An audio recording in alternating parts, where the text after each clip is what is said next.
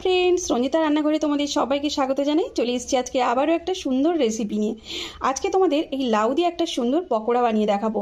এই লাউয়ের পকোড়া খেতে কিন্তু দারুণ লাগে। তো এটা তোমরা মুড়িতেও খেতে পারো বা গরম গরম ভাতেও খেতে পারো, আর সঙ্গে যদি একটু মসুরের ডাল থাকে তবে আর কথাই নেই।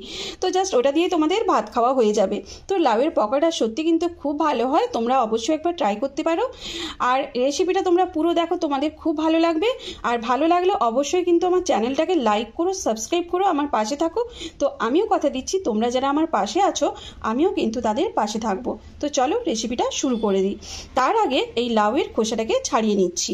আর হ্যাঁ, আমি এখানে অর্ধেক লাউ নিয়েছি। এই অর্ধেক লাউতে কিন্তু অনেকটা পকোড়া বানানো যাবে, তোমরা চাইলে গোটা দিয়েও করতে পারো। তো চলো আগে খোসাটা ছাড়িয়ে নিই। খোসাটা আমি ছাড়িয়ে নিয়েছি। তো এবারে এখানে একটা গ্রেটার নিয়েছি, এই গ্রেটার দিয়ে আমি লাউটাকে গ্রেট করে নেব। আমার লাউটা কিন্তু গ্রেট করা হয়ে গেছে। তো এবারে এই যে লাউতে তো জল থাকে, তো এই জলটা কিন্তু বের করে দিতে হবে। তো এইভাবে চিপে চিপে জলটাকে বের করে নিতে হবে। তো এইভাবে আমি জলটাকে চিপে চিপে বের করে নিচ্ছি। তো লাউ থেকে সব জল বের করে আমি আরেকটা প্লেটের মধ্যে নিয়ে নিয়েছি। তো এবারে লাউর মধ্যে আমি সব মশলাগুলো অ্যাড করব। প্রথমে দিয়ে দিচ্ছি স্বাদ অনুযায়ী লবণ। তো লবণটা তোমরা দেখেই অ্যাড করবে। তারপরে দিয়ে দেবো, এতে দেখো কারি পাতা আছে, ধনে পাতা আছে, কাঁচা লঙ্কা আছে। তো সব কটা দিয়ে দিলাম।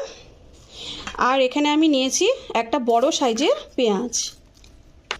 তারপরে এতে দিয়ে দেবো আমি আদা রসুনের পেস্ট 1 চামচ।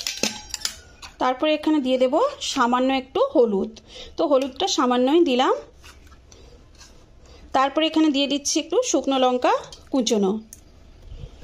তো এরপরে দিয়ে দেব বেসন। তো আমি এইরকম চামচে 2-1.5 চামচ বেসন দিচ্ছি। তো আমার সব কিছু কিন্তু দেওয়া হয়ে গেল। তো এবারে এটাকে ভালো করে মেখে নিতে হবে।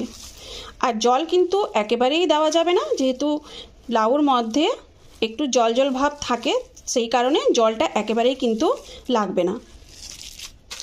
তো মাখানো হয়ে গেল। আমি পকোড়াটা ভাজার জন্য কড়াইয়ের মধ্যে তেল দিয়ে দিয়েছি। তেলটাকে কিন্তু গরম করে নিয়েছি।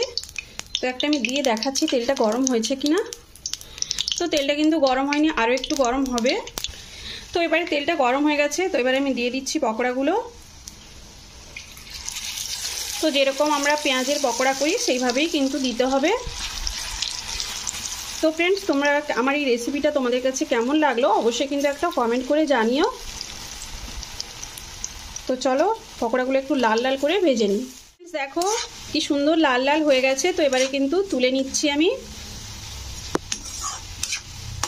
তো এইভাবে কিন্তু সবকটা লাউর পকোড়া আমি বানিয়ে নেব। তো ফ্রেন্ডস, আমার সবকটা পকোড়া কিন্তু হয়ে গেছে, আর খুব সুন্দরও হয়েছে আর মুচমুচেও হয়েছে, খেতে তো খুবই সুন্দর লাগবে। তোমরা কিন্তু এইভাবে ট্রাই করতে পারো। তো চলো ভিডিওটা এখানেই শেষ করছি, দেখা হচ্ছে নেক্সট একটা ভিডিওতে। ততক্ষণে তোমরা সবাই ভালো থাকো, সুস্থ থাকো।